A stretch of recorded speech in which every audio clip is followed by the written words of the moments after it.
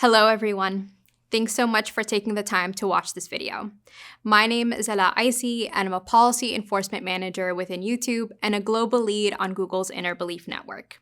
Nimrod Levy, a strategic partner manager from Google Play, based in Tel Aviv, is also joining me today. We are so excited to share some insights on the holy month of Ramadan and recommendations on how you can adjust your game to better serve the nearly 2 billion Muslims observing the holiday around the world, specifically users in the Middle East and Asia. After I introduce Ramadan, Nimrod, who works with game developers across the Middle East, Turkey, and Africa, will highlight the trends we have seen across Google Play, which will then lead to a more in-depth conversation about best practices and case studies from a few of our partners. My hope is that by shedding light on Ramadan and the Ramadan experience, you, as developers, are able to better reach and connect with Muslim users. So let's start with the basics. There are about 1.8 billion Muslims in the world, which is equivalent to about 23% of the world's population. And with that vast of a population, one can expect diversity of belief and practice. So though Ramadan may be observed differently throughout the world, it is recognized as the holiest month in the Islamic calendar, and many would agree that Ramadan is a month of fasting, prayer, reflection, and community. Special occasions come with special traditions, and Ramadan is no different. Ramadan is oftentimes seen to be centered around fasting. Muslims that are able and of a certain age abstain from drinking water and eating food from dawn to sunset. While fasting, Muslims are also encouraged to abstain from iniquity like dishonesty, gossip, and profanity. Hence, fasting to many is a means to self-evaluation and reflection. But what does it entail? The day starts early, before dawn for suhoor. Some choose to sleep after dawn, others decide not to. Then Muslims fast the whole day. Then they break fast by eating iftar, the sunset meal. After breaking fast and resting, Muslims pray Tarawih, the post-dusk prayer. Some Muslims partake in special prayer after dark, usually in a group. Along with special prayers, Muslims are also encouraged to give charity and to participate in community service. As I mentioned, when there are almost 2 billion people of any kind, there will be variation.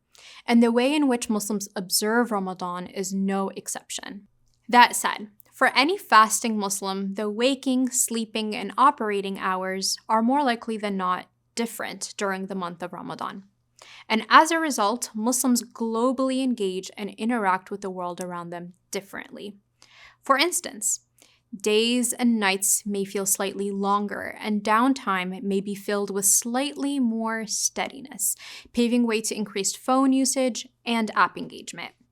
This, in turn, may allow you to connect with a wider and more diverse Muslim audience. Understanding the Ramadan experience globally will allow you to contextualize the growth and engagement that takes place throughout the month. For instance, 44% of Indonesians choose online gaming as the most preferred digital activity during the first week of Ramadan.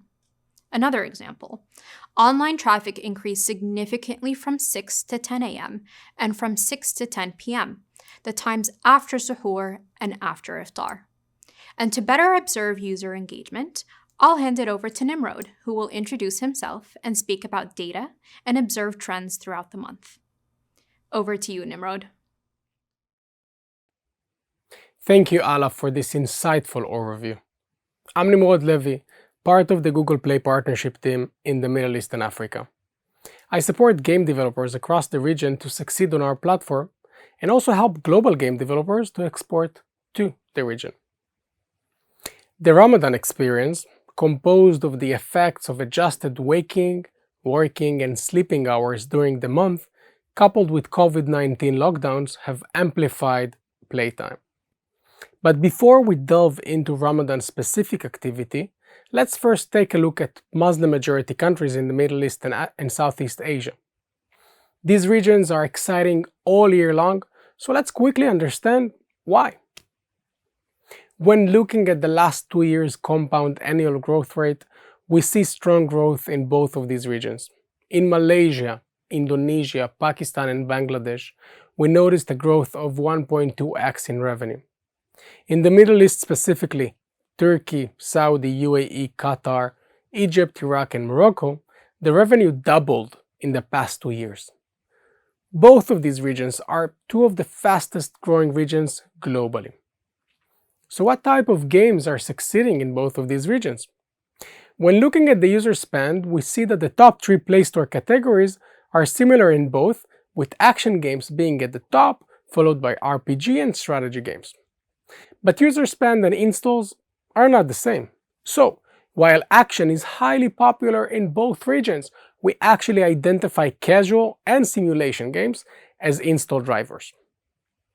Now that we've highlighted year-long opportunities in these regions, let's focus on growth and user engagement. The data on these coming slides are all based on what we've seen on Google Play.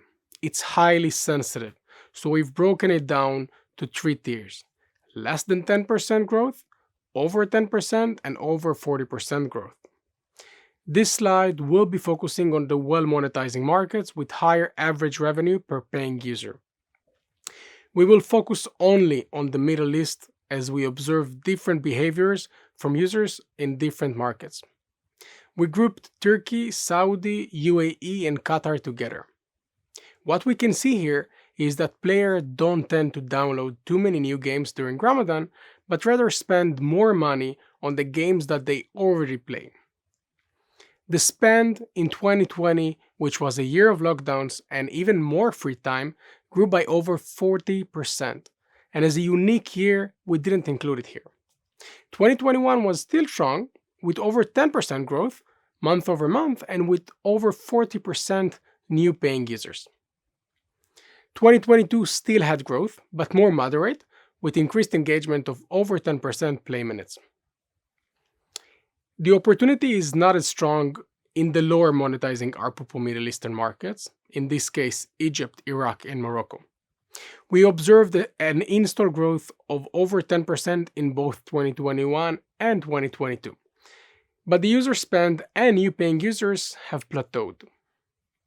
That said, given the population size and user interest, developers with strong pricing strategies continue to successfully capture this audience's engagement during the month of Ramadan. In Malaysia, Indonesia, Pakistan, and Bangladesh, you can see an uplift in installs and revenue during Ramadan across the last 2 years. New game installs are up during that time by over 10% month over month, while user spend is up by over 40% in 2021 and over 10% in 2022. In 2022, we had over 40% growth of new paying users, and this is incredible, because if we focus on Indonesia alone, we are looking at a population of about 300 million people, and most of the population are Android users. So let's summarize this part and highlight some opportunities in each of these subregions. In the higher ARPU MENA markets, we observe the highest new paying users increase. When engaging this market, the focus should be on converting more players into payers from new and ongoing users. Tailor your offering and pricing to these players and focus on driving more users to install your games with user acquisition. In the lower ARPU MENA markets, installs increased more than spend. The focus should be on user acquisition to drive more higher quality users with a higher likelihood of paying and focus on your buyer conversion with the tailored pricing strategy and live ops over time.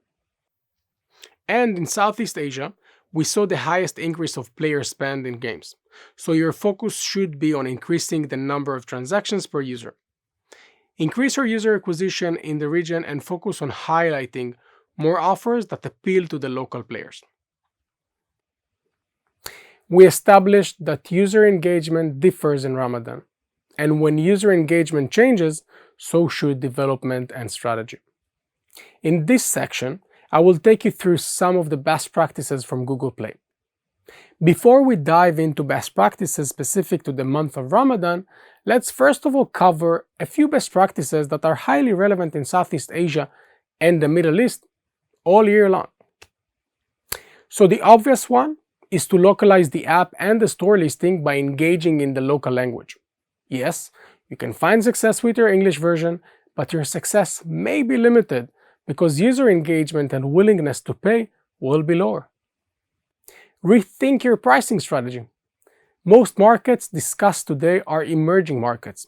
As such, the purchasing power of the users in these markets is growing, but is, on average, not the same as an American or a Korean user. On Google Play for emerging markets, you can actually take advantage of our sub-dollar pricing and offer items and packs in prices lower than $1. This will allow you to convert more players into payers as you'll surface a payment opportunity within their reach. Yes, it is fair to provide less coins or gems if you are offering them at a lower rate, provided that users are still be able to play using their purchased resources. And remember to also consider the pricing of the second offer you present to users who purchased in sub-dollar, as the second purchase should be as important as the first one. Optimize the game experience across devices. In Southeast Asia, for example, you can find phones that you won't find anywhere else. So when we speak about Android, we also refer to the wide range of devices. Localize the game's UI. Another thing to pay attention to is the localization, especially Arabic, as it is written from right to left. So you'll need to flip your game's UI if you are translating from English or any other language that is written from left to right. Expand your payment options.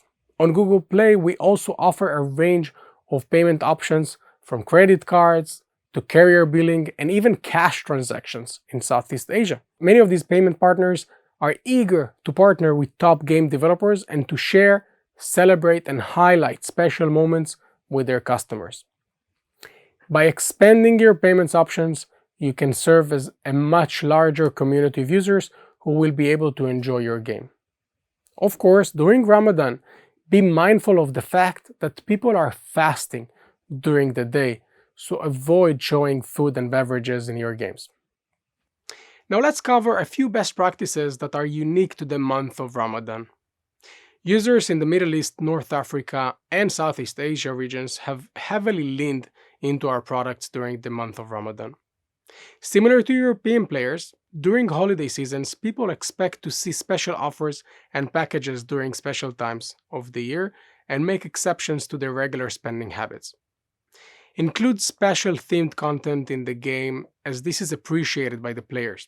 It can be special customizations like traditional clothing or regional items. Seeing familiar places, people, and features, if done respectfully, can excite users and increase user engagement. Since players tend to spend so much time online during Ramadan, lean into allowing free features like short tournaments and additional free game time. Doing so excites users, facilitates re-engagement, and promotes new usership. Spread awareness. Publicize and inform your player community that you have special Ramadan activities across YouTube and your social media. And the last thing is our Google Play Live Ops cards.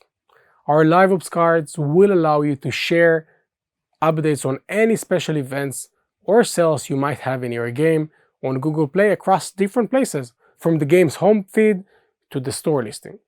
This is an opportunity to remind your players who went into the store and browsed for new games that they can find new content or special sales in a game that they already played before or still like to play.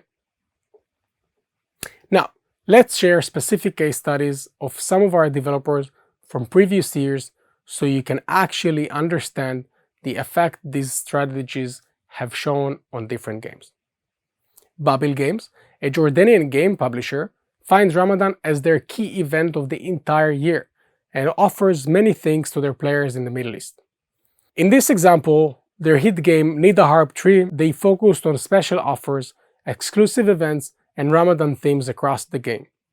They also boosted their marketing with Ramadan-themed creatives on their user acquisition and social media.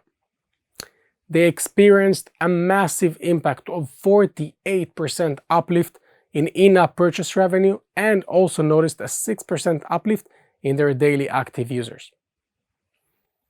Rise of Kingdom by Lilith focused on Southeast Asian markets and introduced special Ramadan gift bundles. They offer their Stars and Moon bundle containing a themed frame and many other relevant items. This was highly appreciated by their users, as they observed a 40% increase in their 7-day average billing in Southeast Asia. Tamatem, a Jordanian game publisher, added Ramadan offers in their games across the Middle East to boost engagement and revenue. In 2021, for their game Fashion Queen, they've changed their game icon and Play Store previews, added themed music and outfits, and of course focused on their live ops to offer special pop-ups and events. The impact was huge: 50% uplift in revenue in live ops offers, 12% in subscription revenue, and the average session was up by 20%. And the last case study is Mobile Legends Bang Bang by Moonton. They localized many of their in-game materials to improve their connection with their players in the Middle East, even more than usual. They added Islamic style design elements in the game like a moon or a mosque, and of course, exclusive regional events. Moonton shared with us that communicating visually with local players using such cultural elements had a big impact on their game, resulting in a 15% uplift in downloads and 6% increase in daily active users. And with that, we hope you have gained a new perspective on Ramadan, Muslim usership, and engagement strategy. By gaining this understanding, we hope you are able to more positively connect with users in the Middle East and Asia. If you'd like to learn more, check out our blog post on this topic where we share further insights. Thank you for watching and see you next time.